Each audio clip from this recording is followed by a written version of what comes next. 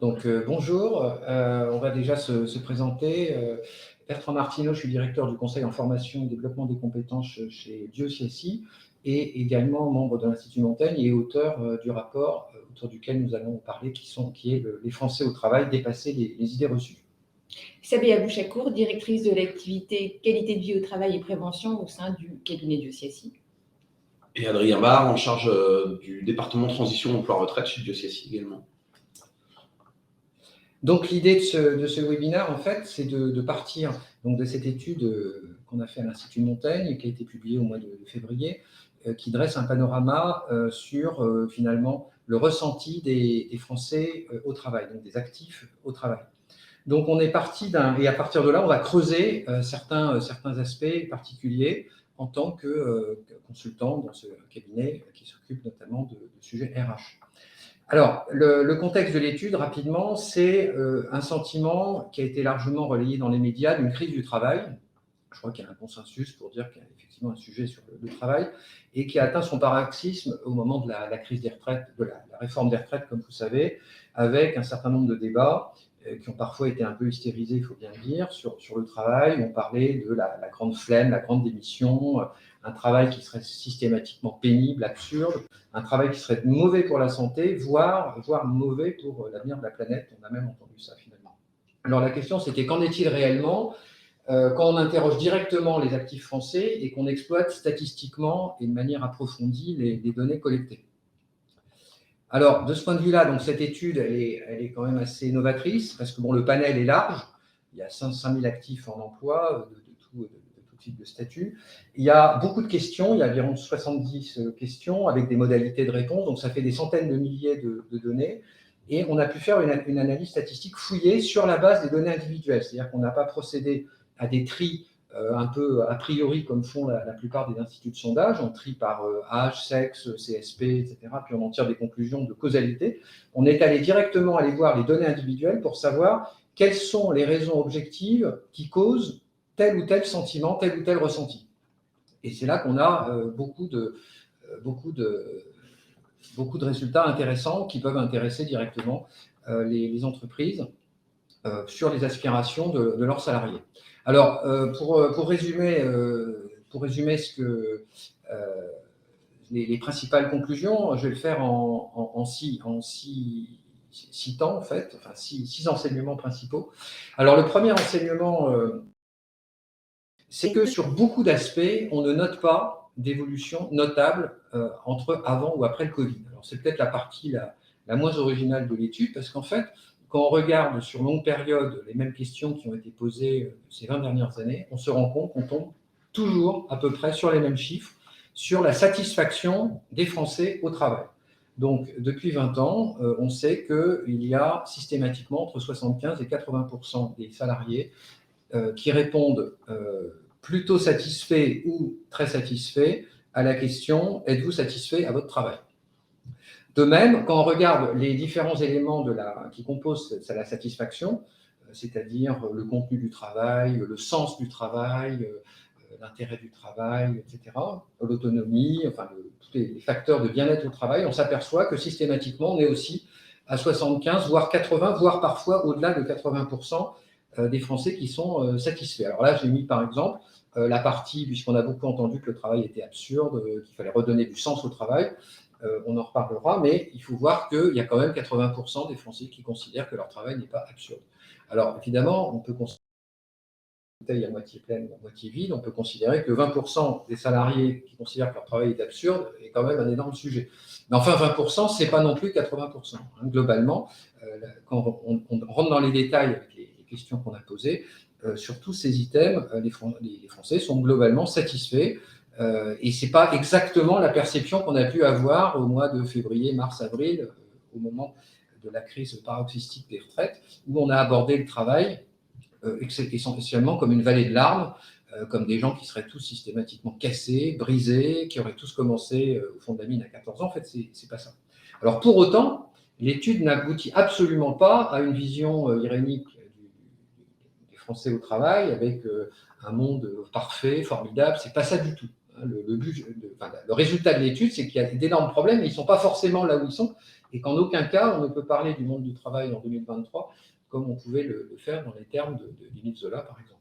Donc, alors tout ça paraît évident, mais enfin, c'est intéressant de l'avoir avec des chiffres et de le quantifier. Alors, par exemple, il y a 3 irritants importants, donc 3 motifs d'insatisfaction qui sont en bas, qui sont, ça ne vous surprendra pas, et ils ne sont pas nouveaux, et ils ne datent pas du Covid, c'est la rémunération, les perspectives professionnelles qui sont jugées insatisfaisantes par une forte minorité de salariés. Et puis, c'est un point essentiel et qui nous distingue beaucoup de nos pays, des pays voisins, c'est la reconnaissance par les managers. Voilà. Donc, on a un problème de ce point de vue-là qui renvoie des problèmes importants dans la gouvernance et dans le management des équipes à tous les niveaux. Alors ça, c'est le premier constat. Le deuxième constat, c'est, alors il y a plusieurs questions qui sont posées sur le sujet, mais je le résume en disant qu'il y a des indépendants qui sont mieux lotis et qui ont un statut qui est plébiscité. C'est-à-dire que sur tous les compartiments du jeu, en quelque sorte, les indépendants s'estiment mieux lotis en termes d'intérêt du travail, en termes de conciliation vie professionnelle, vie familiale, d'autonomie, de responsabilité, tout ce que vous voudrez. Les indépendants se déclarent plus satisfaits que les salariés. Et ça n'a pas échappé aux salariés, puisqu'il y a une forte proportion de salariés qui pourraient envisager, c'est déclaratif, d'exercer la même activité en tant qu'indépendant. Donc, ce n'est pas se reconvertir, c'est continuer à exercer à peu près la même activité, mais en tant qu'indépendant. Alors, bien entendu, on est largement dans l'ordre du fantasme. Vous pensez bien qu'il n'y a pas 30% des salariés de ce pays qui vont effectivement franchir le pas. Bien entendu, il y a une sous-estimation probablement de ce qu'est le statut d'indépendant avec les incertitudes et la quantité de travail que ça suppose, et le stress probablement.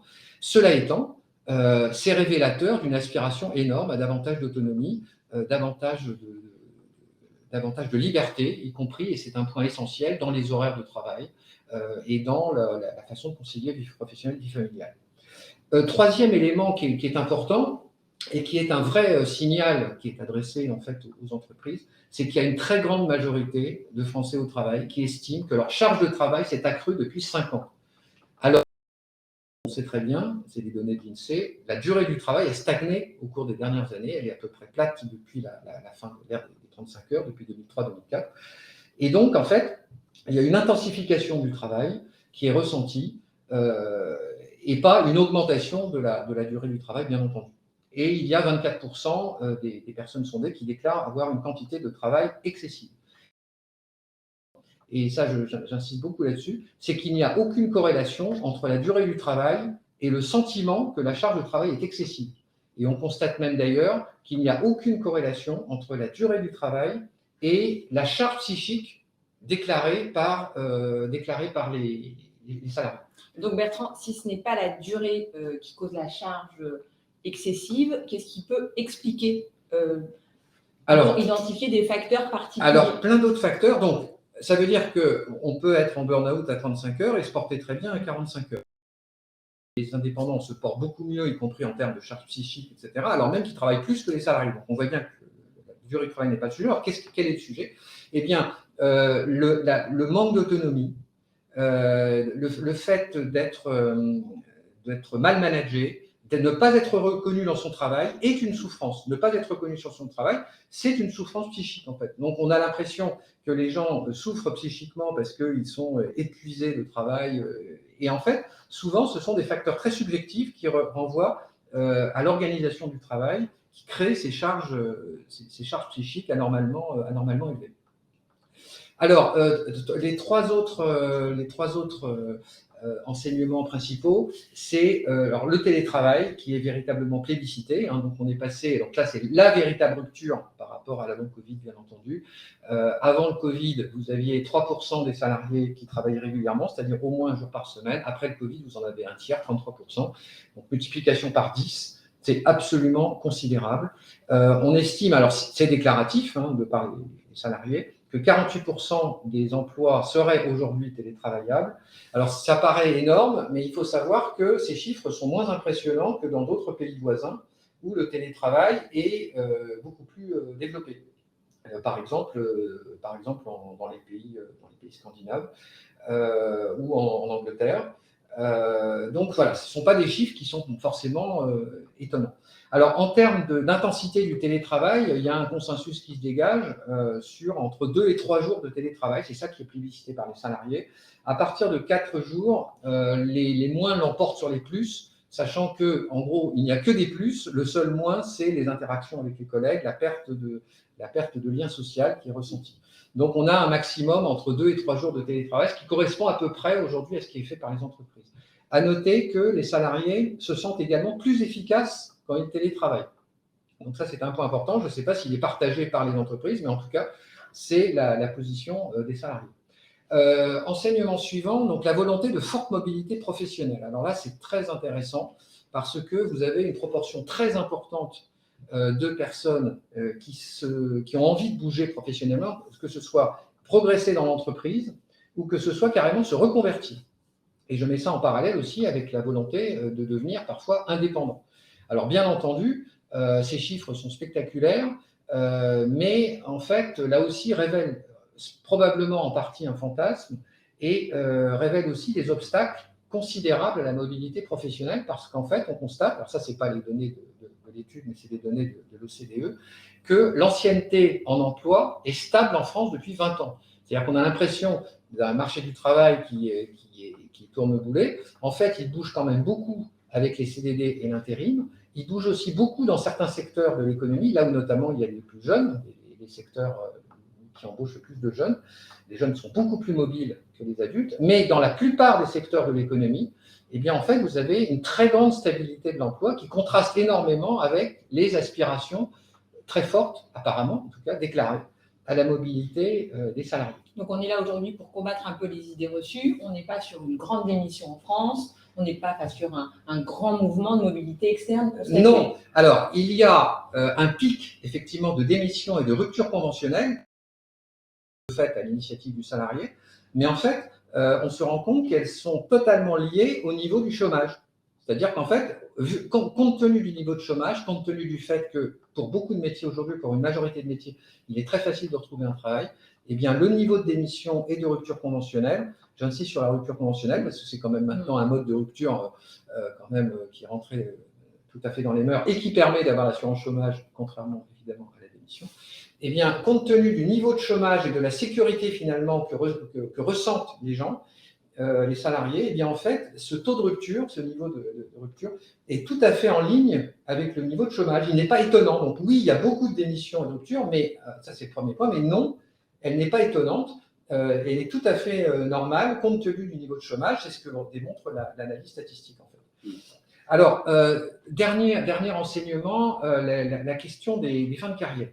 Alors en fait, on s'aperçoit, donc le sondage, l'étude, dit évidemment que les actifs étaient contre la réforme des retraites, ça ne va pas vous étonner. En même temps, le pragmatisme finalement des salariés qui savent très bien qu'ils vont avoir à travailler plus longtemps et ils sont très demandeurs d'aménagement de fin de carrière. Donc il y en a 41% qui souhaiteraient bénéficier d'évolutions professionnelles ou de conditions de travail aménagées en fin de carrière, donc c'est évoluer dans l'entreprise sur un autre poste, un aménagement de poste. C'est peut-être avoir moins de responsabilités, moins être en première ligne, peut-être moins être en contact avec le client, ça revient assez souvent parce que le client a quelque chose de stressant, notamment dans le métier du commerce. Donc ça, c'est quelque chose qui revient très souvent. Et puis, il y a 14% des salariés qui pourraient envisager une baisse de rémunération en contrepartie d'aménagement de fin de carrière, en particulier d'aménagement du temps de travail. Donc ça ouvre la porte évidemment à tous les dispositifs de type passage à temps partiel, retraite progressive, ou alors peut-être cumul emploi-retraite, mais avec un cumul avec un travail à temps partiel, évidemment. Donc à mon avis, mais Adrien le développera évidemment, on a certainement beaucoup de grains à moudre dans les entreprises de ce point de vue-là, et de la volonté des salariés d'aménagement de fin de carrière, qui va probablement rencontrer aussi l'intérêt des entreprises qui vont de plus en plus devoir garder leurs seniors. Alors au final, si on doit retenir 4 enjeux qui interpellent directement les entreprises, il y a donc tous les enjeux qui tournent aux questions du management et des organisations du travail, en lien avec les questions de charge psychique et de bien-être au travail. Ce sont des sujets qui apparaissent extrêmement fortement, contrairement à la question de la durée du travail, mais l'organisation du travail devient quelque chose d'essentiel dans le bien-être des salariés, leur degré de satisfaction, la question des évolutions professionnelles, bien entendu, les aménagements de fin de carrière et évidemment la rémunération. La rémunération n'est pas un problème sectoriel, c'est vraiment un problème maintenant macroéconomique. Et donc, ce que je vous propose, c'est que Sabea maintenant approfondisse certains points sur les questions notamment d'absentéisme, en lien avec les questions d'organisation du travail, et Adrien va vous parler des aménagements de fin de carrière en lien avec la réforme des retraites qui vient un peu modifier évidemment les sujets. Il y a juste deux choses. La première, on rappelle aux participants qu'il y a un chat et que vous pouvez poser vos questions évidemment dans le chat. On a une question, Bertrand, qui est: comment expliquez-vous que cette volonté de mobilité professionnelle soit contrariée ?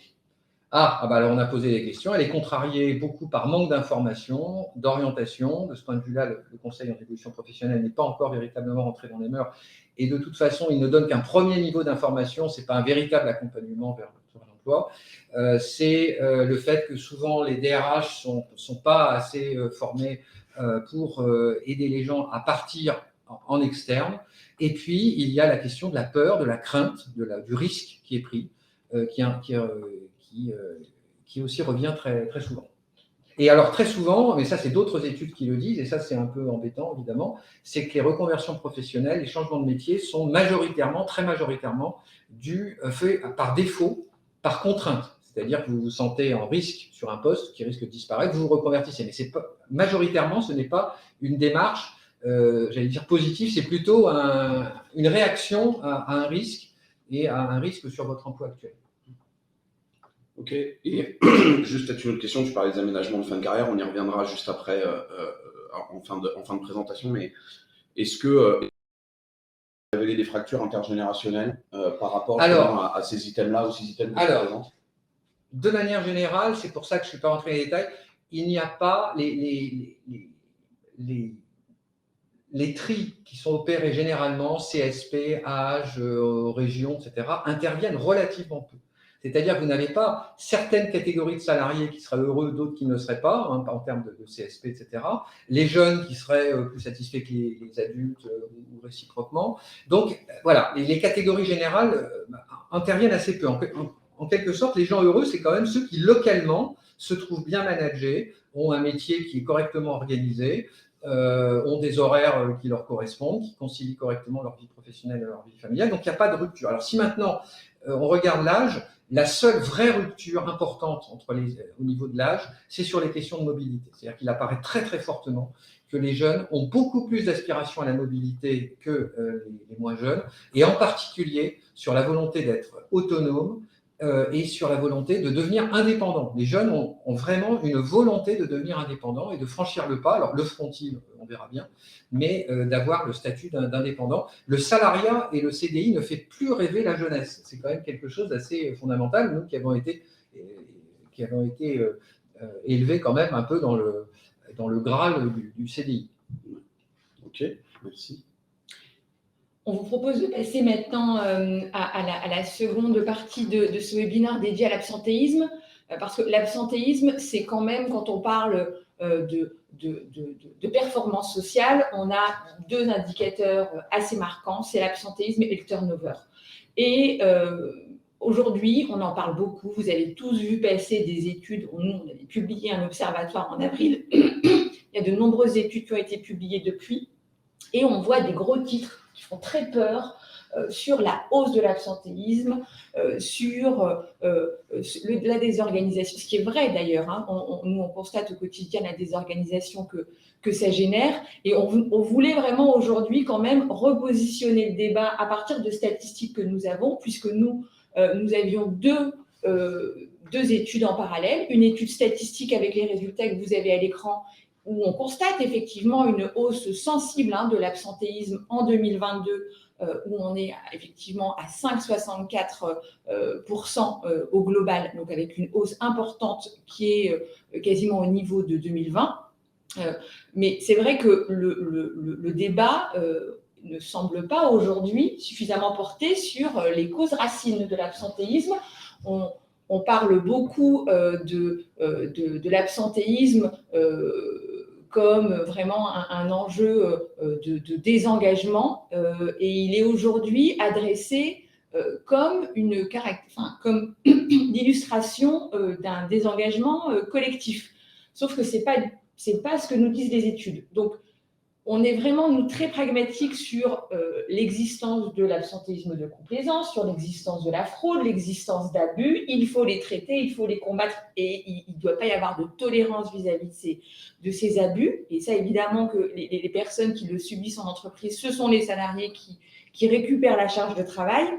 Ce qui est vraiment difficile à entendre pour nous en ce moment dans le débat public, c'est vraiment tout ce discours alarmiste autour de cette hausse, en sachant qu'aujourd'hui, les données qui sont partagées, ce sont les données de 2022. Et ce qu'on rappelle assez peu, c'est qu'en 2022, le Covid préemptait encore les causes d'absentéisme. 43% des absences étaient encore liées au Covid en 2022. Et ça, on oublie un peu de le rappeler dans les gros titres en ce moment quand on parle d'une situation. Effectivement, il y a une tendance de fond en parallèle qui, elle, doit nous alerter sur une hausse de l'absentéisme long qui ne se tasse pas. Ça, effectivement, ça doit nous interroger collectivement.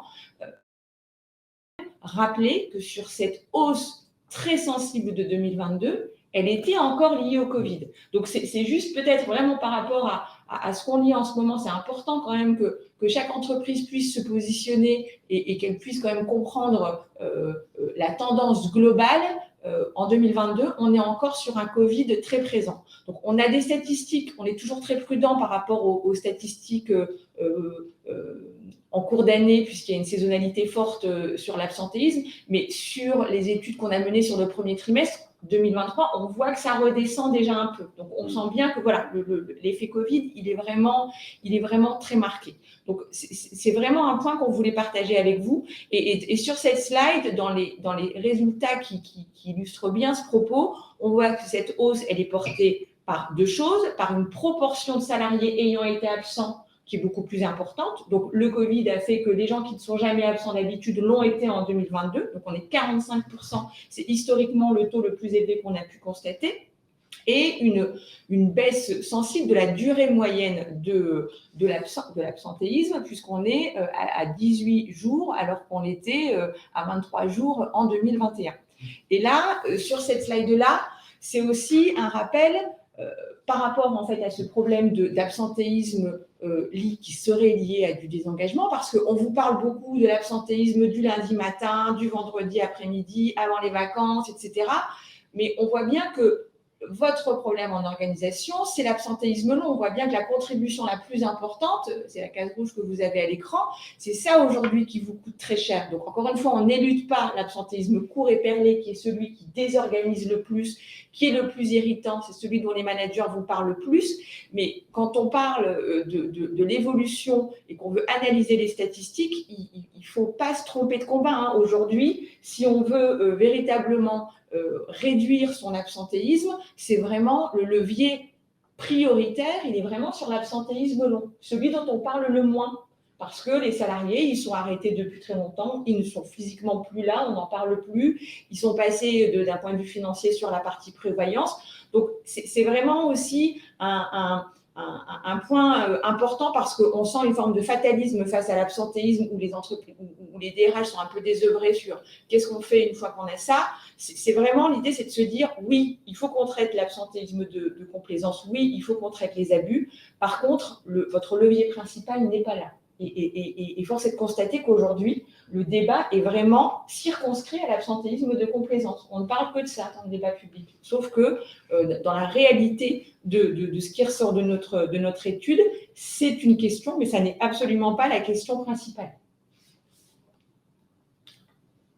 Donc, dans le regard critique qu'on voulait aussi vous donner, c'était l'ensemble, on va passer très vite, mais l'ensemble des éléments qu'il faut avoir en tête pour mieux comprendre les taux d'absentéisme. Cette slide-là, elle vous permet de comprendre l'écart entre le taux d'absentéisme des CDD et des CDI. Donc, quand vous analysez votre taux, c'est important de comprendre la part de CDD et de CDI. l'absentéisme qui est plus élevé chez les femmes, là-dessus, c'est encore aussi tous les clichés qu'on veut éviter. Encore une fois, on martèle que l'idée, c'est pas de dire que les femmes sont des créatures fragiles, hein, c'est plutôt la nature des postes qu'elles occupent qui fait que leur taux d'absentéisme est plus élevé, puisqu'on est plutôt sur une proportion de statut non cadre, et on verra que la répartition par CSP, elle marque des écarts très importants. Donc, il ne faut pas effectivement avoir d'a priori sur des comportements féminins en termes d'absentéisme. Il y a vraiment une nature de poste occupé qui est assez différente. Ensuite, on a le taux d'absentéisme par secteur. Il y a quand même des résultats assez surprenants dans les statistiques qu'on a à l'écran. On a deux secteurs qui décrochent complètement, c'est le commerce et la santé.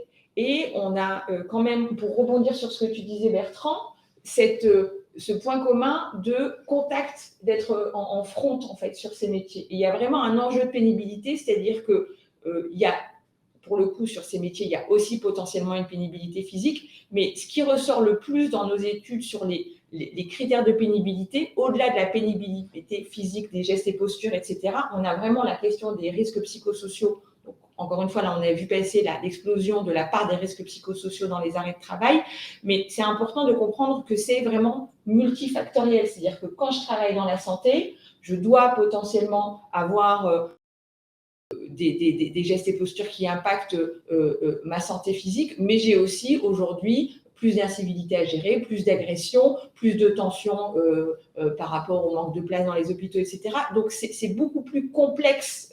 C'est vraiment toute la complexité en fait, des enjeux qui mènent in fine à l'absentéisme. Encore une fois, rappelons que l'absentéisme, c'est le symptôme, c'est la conséquence en fait de dysfonctionnement potentiel et qu'on ne peut pas l'adresser en direct. Ce qu'il faut adresser, c'est vraiment ce qui nous a mené à cela. Et effectivement, dans les secteurs, ce qui est vraiment intéressant, c'est qu'on a le commerce et la santé qui ont à la fois des taux plus élevés et qui augmentent plus que les autres. Donc, c'est deux points d'inquiétude.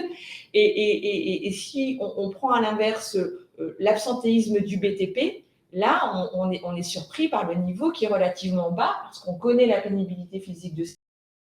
Et pourtant, on a un absentéisme contenu. Donc, le BTP, c'est encore une fois vraiment l'illustration absolue d'un secteur qui a réussi à mettre en place une stratégie très robuste de santé-sécurité avec un organisme paritaire de prévention qui accompagne l'ensemble des organisations, qui a été mis en place depuis 70 ans. Et c'est vraiment, là pour être sur une note un peu positive, c'est le résultat en fait d'une stratégie prévention qui a été très ambitieuse et qui fonctionne. Donc, si on doit encore une fois combattre un peu les clichés, le combat, c'est comment est-ce que je mets en place les bonnes actions préventives pour limiter la survenance de l'arrêt, puisqu'on le sait, les actions en réaction et a posteriori d'aide au retour à l'emploi, elles vont avoir un impact qui sera assez minime en réalité.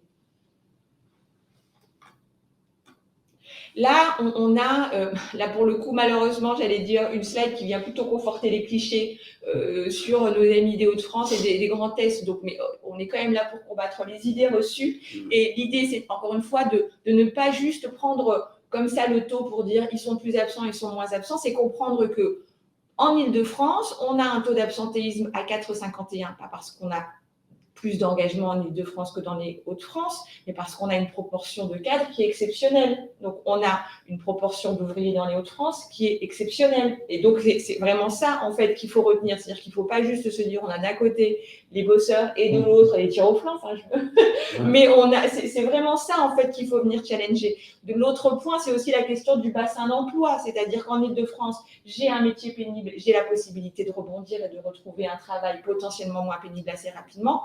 Dans les Hauts-de-France et dans le Grand Est, la situation est un peu différente. Donc, on a plutôt des salariés qui vont être plus longtemps. Donc, c'est vraiment quand même, malgré tout, cette cartographie de l'absentéisme, ça nous pousse à aller au-delà du chiffre seul du taux d'absentéisme.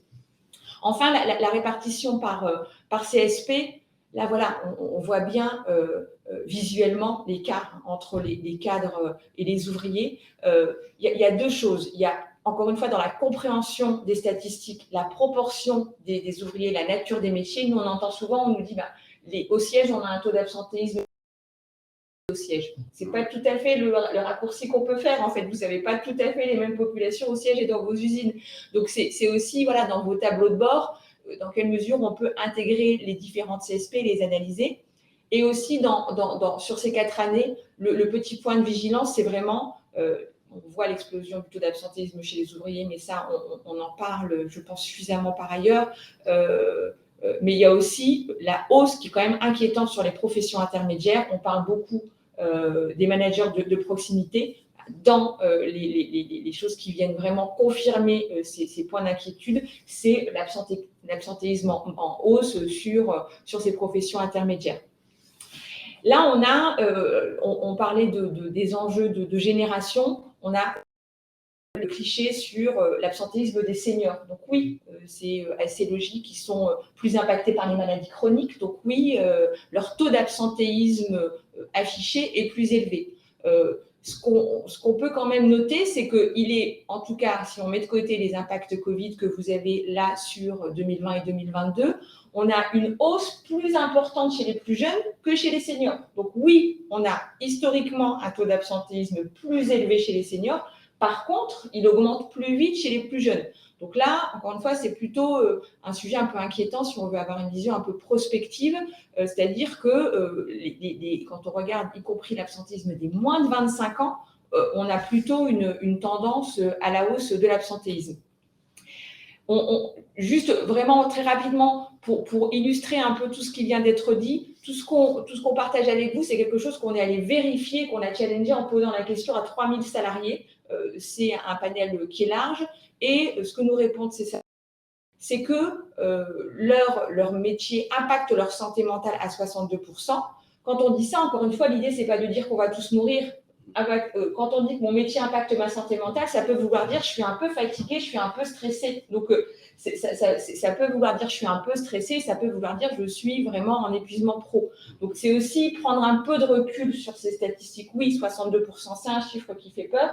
Pourtant, derrière ce chiffre, il y a beaucoup de réalités très différentes. Mais malgré tout, effectivement, il faut quand même avoir en tête cette progression de l'impact sur la santé physique et la santé mentale.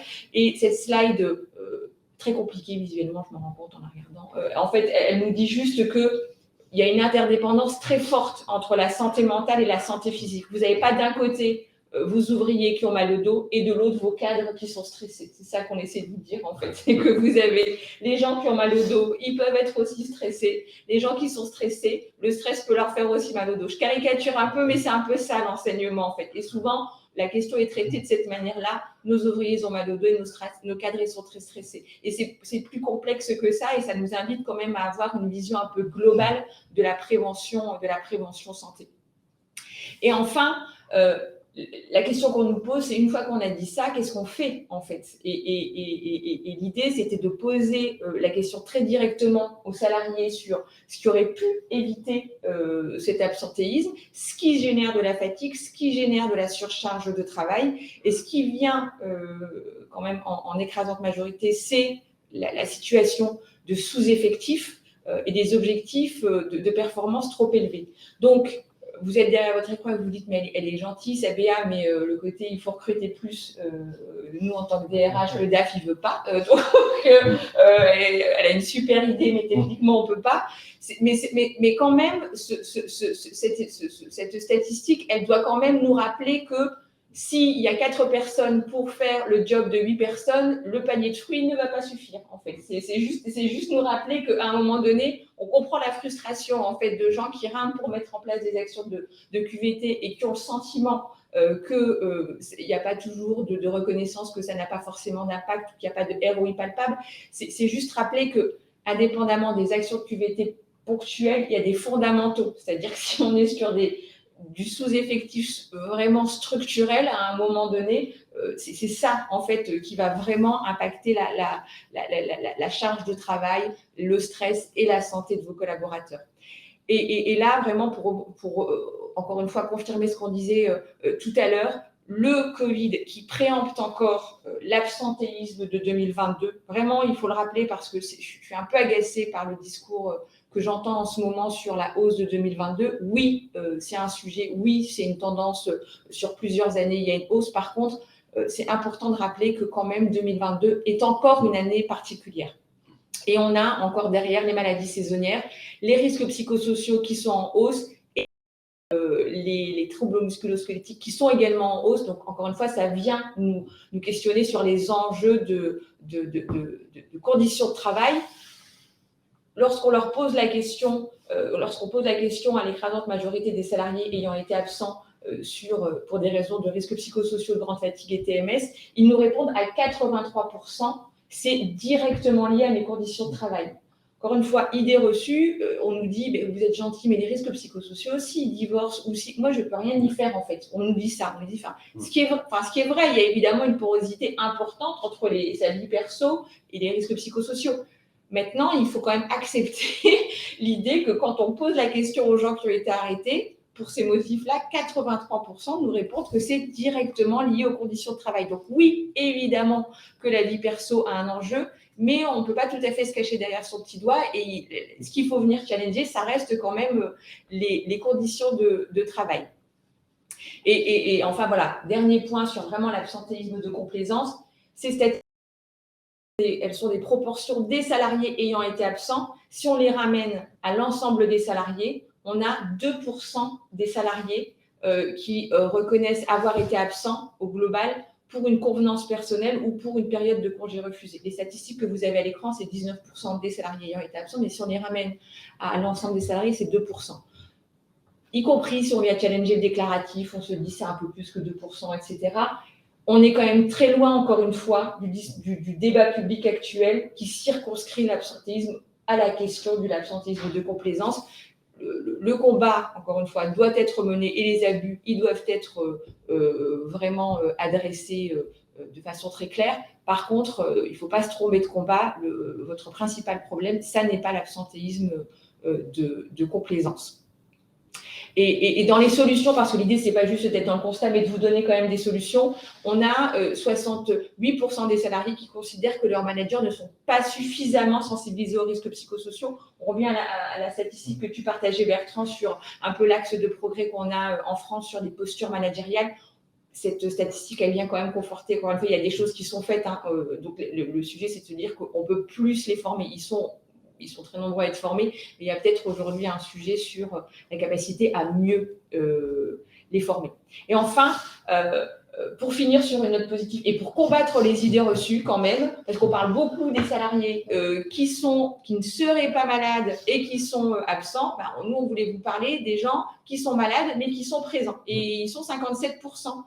Donc, encore une fois, on n'en parle pas beaucoup, mais on est allé poser la question aux gens qui n'ont jamais été arrêtés sur l'année 2022 et 57% d'entre eux ont été malades mais n'ont pas été arrêtés. Donc, voilà, dans les thématiques sur lesquelles, effectivement, on a beaucoup d'idées reçues, il y avait cette question de l'absentéisme et on voulait repartager ces statistiques avec vous parce qu'encore une fois, on entend beaucoup de contre-vérités pour dire les choses en ce moment. Et ça me permet de rebondir sur ce que tu disais, parce que tu donnais une stat tout à l'heure je la reprends juste rapidement, mais qui est de 63%. 63% des causes de charge de travail trop importantes qui en fait sont liées à la situation de l'équipe en sous-effectif. Alors comme tu le disais très justement, le sous-effectif, le problème c'est que on ne peut pas recruter à tout va. Mais vous le savez comme moi, il y a aussi des gros sujets de sous-effectifs qui sont en effet juste liés au fait que vous avez des collaborateurs qui partent, que vous subissez ces départs, et que donc en fait, quand le collaborateur vous prévient 2 ou 3 mois avant sa durée de période de préavis, soit de quitter l'entreprise, soit de partir en retraite, malheureusement, là vous vous retrouvez confronté face à un problème qui est que il y a une course contre la montre qui s'enclenche, parce qu'il faut vite trouver quelqu'un, parce qu'il faut vite remplacer, parce qu'il faut organiser le transfert de compétences et ce genre de choses-là. Or, justement, sur les sujets de fin de carrière, là, vous avez des outils aussi qui peuvent vous permettre de lutter contre ça, mais on y reviendra. Le premier point sur lequel on voulait s'arrêter, c'est juste pour faire un état des lieux. Merci.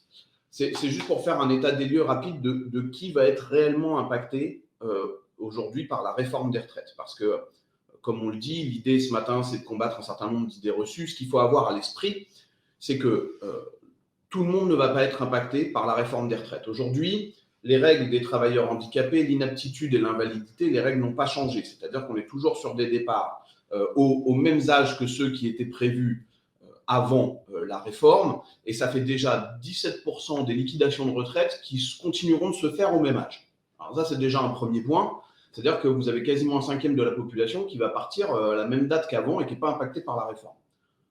Autre point aussi significatif, c'est quand on rajoute les carrières longues.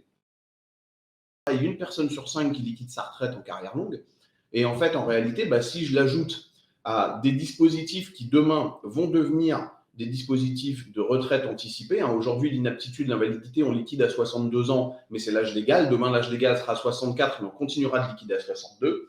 Si on prend toutes les causes de départ en retraite anticipée, vous voyez qu'on arrive quasiment à 40% de la population, d'accord, qui en effet ne vont pas être impactés par la réforme parce qu'ils vont continuer de partir avant l'âge légal. Le sujet, ça, c'est que comme vous l'avez vu, la réforme des retraites modifie les règles de bénéfice de la carrière longue et rajoute une tranche pour les gens qui auraient commencé à travailler avant 21 ans. Avant réforme, la carrière longue, ça concernait les gens qui avaient travaillé avant 20 ans, et maintenant, ça va aussi concerner les gens qui travaillent avant 21 ans. Et là, nous, dans les 8000 bilans de retraite qu'on fait par an, qu'est-ce qu'on voit? On voit énormément de gens qui ratent le dispositif carrière longue parce qu'ils ont commencé à travailler après 20 ans.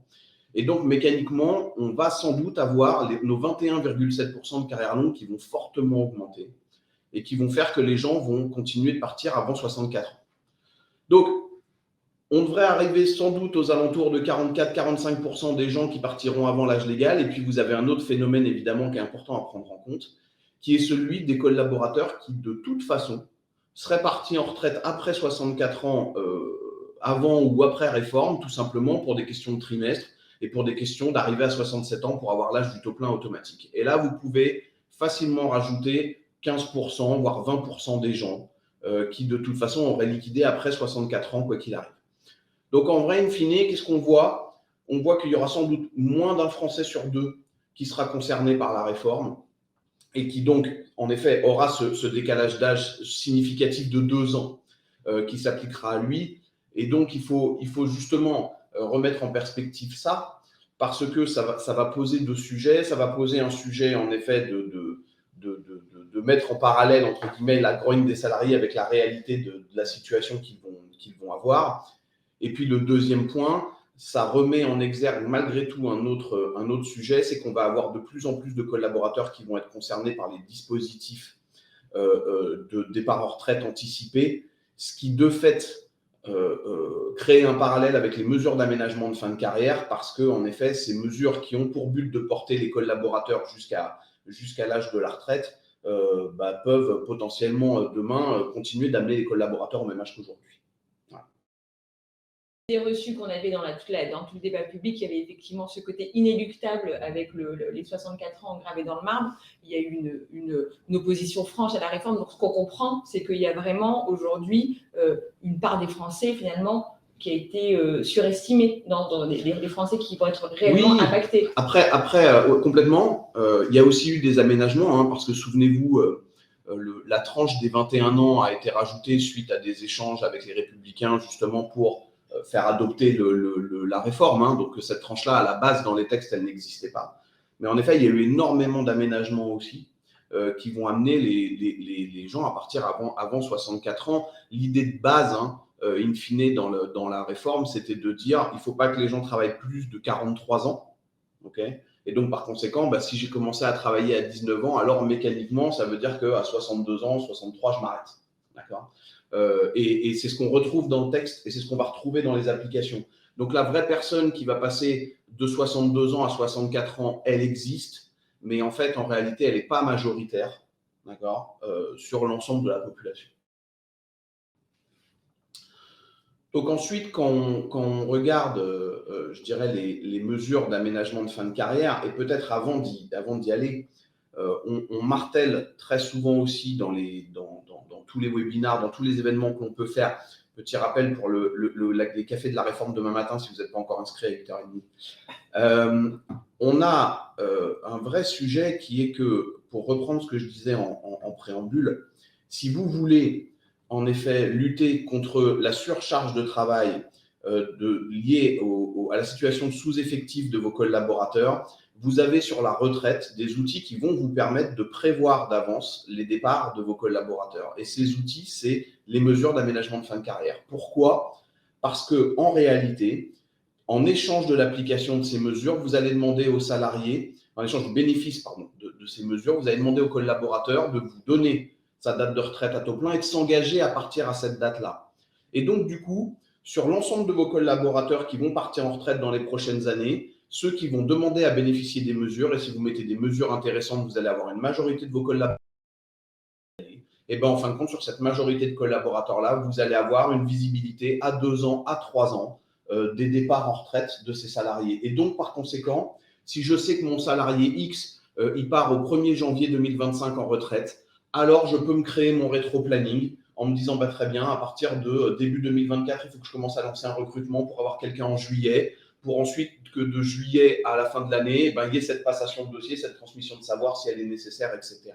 Et là, vous avez typiquement un outil qui va vous permettre, en effet, d'aller combattre la fatigue de vos collaborateurs sur les sujets de sous-effectifs, de vous donner de la visibilité sur la fin de carrière et enfin, pour les collaborateurs seniors, d'avoir cette capacité à pouvoir essayer de limiter l'exposition à l'usure professionnelle, à la pénibilité, quand en effet, ils sont confrontés à ces facteurs-là et puis à la fatigue psychique aussi, bien évidemment.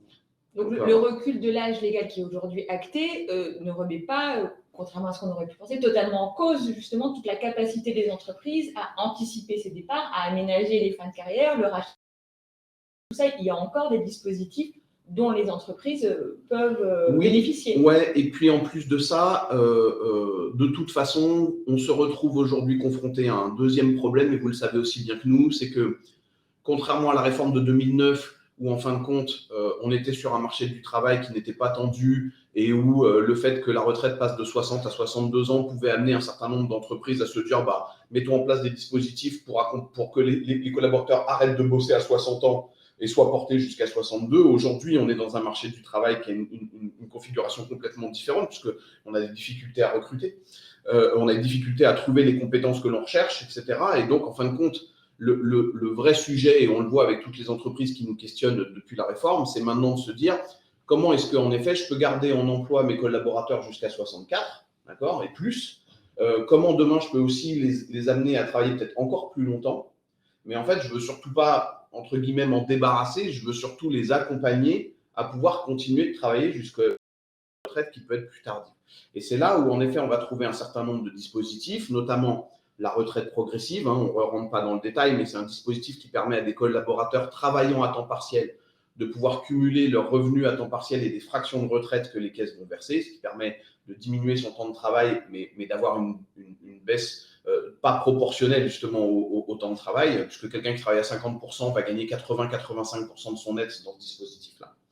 Et donc du coup, en effet, la réforme, elle a un impact, puisque vous le voyez, les conditions d'ouverture du bénéfice de la retraite progressive qui aujourd'hui est à 60 ans vont évoluer de 60 à 62. Donc, il va en effet y avoir cette évolution. Donc, ça, c'est important. Et il faudra être vigilant avec vos collaborateurs quand ils vont venir vous voir pour bénéficier de ce dispositif parce que, vous voyez, on n'est plus sur la borne 60, mais cette borne, elle évolue avec l'évolution de l'âge légal. Et puis, vous allez avoir un autre sujet qui est en effet que demain, des salariés qui viennent vous voir pour partir en retraite progressive, ce sera très difficile de s'y opposer, puisque vous aurez l'obligation de vous y opposer par écrit dans un délai de 2 mois suivant la demande, et il faudra expliquer en quoi votre refus est lié à l'incompatibilité du passage à temps partiel du salarié avec l'activité économique de l'entreprise. Donc, en effet, à justifier, c'est très lourd et très difficile. Donc, si tout le monde peut en fin de compte rentrer en retraite progressive, quelle est votre marge de manœuvre? Votre marge de manœuvre, c'est de proposer à vos salariés une retraite progressive qui est aménagée, avec en effet des choses en plus qui peuvent aller, ne serait-ce que de maintenir les cotisations retraite sur une base 100 alors que le salarié travaille à temps partiel. Ce genre de choses qui vont vous permettre, en échange du plus que vous allez donner par rapport au dispositif légal, de pouvoir en effet je dirais, obtenir cette date de retraite à taux plein et sécuriser le départ du collaborateur à cette date. Sujet rapidement, c'est en effet le rachat de trimestre. Une question qu'on nous pose beaucoup qui est de dire, mais si en fin de compte la retraite est portée à 64 ans, est-ce que le rachat de trimestre sera toujours utile?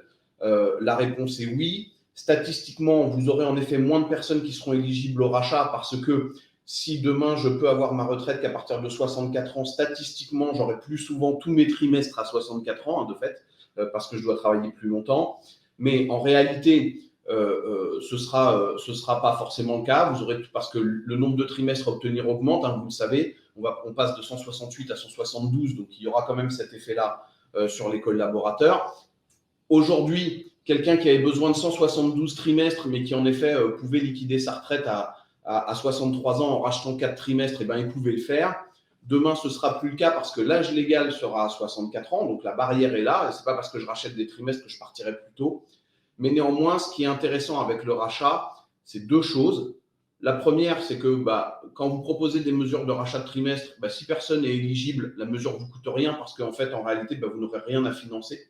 D'accord ?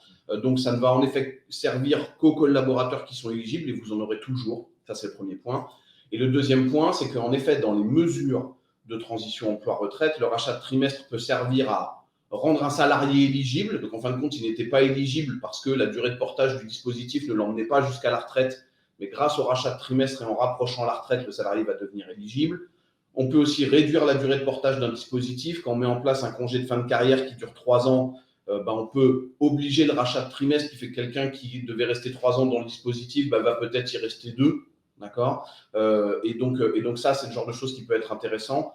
Et puis enfin, ça peut permettre d'accélérer parfois les départs physiques quand on a besoin d'accélérer les départs physiques, puisque si j'ai une durée de portage de 2 ans et que je dois porter la personne de 63 à 65, mais que je ramène sa retraite à 64 ans, du coup, ça veut dire qu'à partir de 62 ans, il pourra rentrer dans le dispositif. D'accord ? Donc, le rachat de trimestre, en dehors d'avoir cette capacité de ramener les gens à une date de retraite à taux plein plus tôt, elle va aussi permettre toujours d'aménager les dispositifs de fin de carrière et de pouvoir en effet réduire leurs coûts ou accélérer le départ des collaborateurs dans les dispositifs. Donc ça, voilà, ce sont des choses à étudier, mais ce qu'on voit bien, c'est qu'aujourd'hui, le bénéfice des mesures de transition emploi-retraite n'évolue pas et ne change pas avec la réforme. C'est juste qu'en effet, on aura potentiellement des applications différentes et on aura des objectifs poursuivis par les services RH différents aussi. Un objectif qui restera, c'est le besoin de visibilité, ça, OK, sur les départs, mais ensuite, il faudra choisir les mesures qui s'adapteront en effet à la réalité de votre contexte, du travail, de la population qui vont être concernés. Et ça restera toujours un enjeu pour vous et la réforme ne change rien de toute façon à ce sujet. Voilà ce qu'on voulait se dire ce matin, il me semble. Je ne sais pas si vous avez des questions, n'hésitez pas à les poser dans le chat. On a répondu à une question. Peut-être en attendant, on vous précise que bien évidemment, on vous adressera les slides pour que vous puissiez en effet peut-être à tête reposée reprendre un certain nombre de choses ou de data qui ont été soulevées ce matin. Je ne sais pas si vous voulez rajouter quelque chose. On a une question sur l'impact de la réforme sur l'égalité homme-femme. Oui, ouais. Alors ça, on le développera rapidement, mais je vais le développer rapidement, mais ça demande plus de sujets. C'est vrai qu'il y avait une grande question qui était de se dire, mais en fait, en réalité, en décalant l'âge de départ en retraite de 62 à 64 ans, ça rend, je dirais, moins utile les trimestres pour enfants que l'on peut obtenir pour les femmes. Est-ce qu'en effet, de ce fait, ce sont les grandes perdantes de la réforme ? La réponse est potentiellement oui.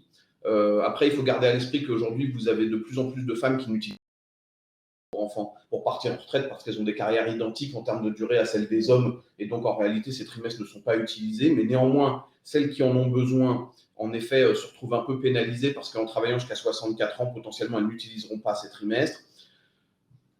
Le vrai sujet perdant pour les femmes, mais ça, vous le savez, et ça ne va pas se résoudre par la réforme des retraites, c'est surtout les inégalités de pension. Bien évidemment, il y a des grosses inégalités de pension entre les femmes et les hommes, mais qui sont liées de toute façon aux inégalités salariales entre les femmes et les hommes, quoi qu'il arrive. Maintenant, la vraie question, c'était que dans la réforme, il y a une disposition qui est prévue, qui fait que pour les personnes qui ont des trimestres pour enfants et qui, à 63 ans, grâce au trimestre pour enfants, auraient tout leur nombre de trimestres nécessaires, mais qui sont obligés d'aller jusqu'à 64 à cause de l'âge légal, bien en fin de compte, de 63 à 64, les trimestres obtenus seraient des trimestres de surcote. Et là, en effet, ça va concerner majoritairement les femmes, du coup, donc c'est plutôt une bonne chose, c'est-à-dire qu'elles vont pouvoir se créer un an de surcote grâce au trimestre pour enfants. Maintenant, petit sourire par rapport à ça, parce qu'en fait, l'article de loi, évidemment, ne le limite pas aux femmes, il parle bien du fait que ce sont les assurés qui, grâce à l'obtention de trimestres pour enfants, s'ils ont tout leur trimestre à 63 ans, génèrent de la surcote. Vous savez aussi bien que moi que maintenant, les trimestres pour enfants peuvent être répartis entre le père et la mère de l'enfant, et donc par conséquent, un père qui aurait un trimestre pour enfant ou 2 trimestres pour enfant et qui aurait tous ses trimestres à 63 ans va aussi bénéficier de la surcote. Donc en fin de compte, essayons en effet de diminuer les inégalités en proposant aux mères d'avoir de la surcote entre 63 et 64 ans. Se trouve, il y a une réalité, mais il se trouvera potentiellement diminué par le fait que c'est aussi possible pour les hommes demain, s'il y a eu des trimestres qui ont été partagés. Donc, voilà, ça restera à suivre. Je pense que de toute façon, le corps nous donnera des statistiques sur ces sujets-là, mais le gros du sujet, c'est de toute façon les inégalités salariales qui, de fait, se traduisent derrière par des inégalités de pension. Il y a une vraie complexité là-dessus, c'est pas une idée reçue. Ça va être très compliqué pour les entreprises d'expliquer la mise en œuvre de cette réforme. Ouais, la réforme, c'est pas un choc de simplification, hein, donc en effet, là-dessus, il y a beaucoup de sujets, il y a des explications à faire, évidemment, vis-à-vis de vos salariés, mais aussi potentiellement chez vous, vis-à-vis de vos services RH, qui souvent se font un relais d'un certain nombre de règles. Donc voilà, il y a en effet, c'est important d'avoir ces informations. On avait promis de respecter le timing. Ouais, on est bien. Il est 10 heures. Vous avez nos adresses mail. On est évidemment à votre disposition si vous avez des questions, si vous souhaitez échanger à propos de la situation spécifique de votre organisation sur les enjeux qu'on a adressés aujourd'hui. Merci beaucoup de vous être connectés. On est ravis d'avoir partagé un peu nos convictions sur notre combat. C'est nécessaire prise de recul un petit peu. C'est aussi le travail des consultants de ne pas venir évidemment avec une petite boîte à outils, mais c'est d'essayer d'utiliser un petit peu leur connaissance de ces sujets pour partager un certain nombre de réflexions avec vous. Voilà. Merci à tous. Merci à tous. Excellente journée. Bonne journée. Au revoir. Au revoir.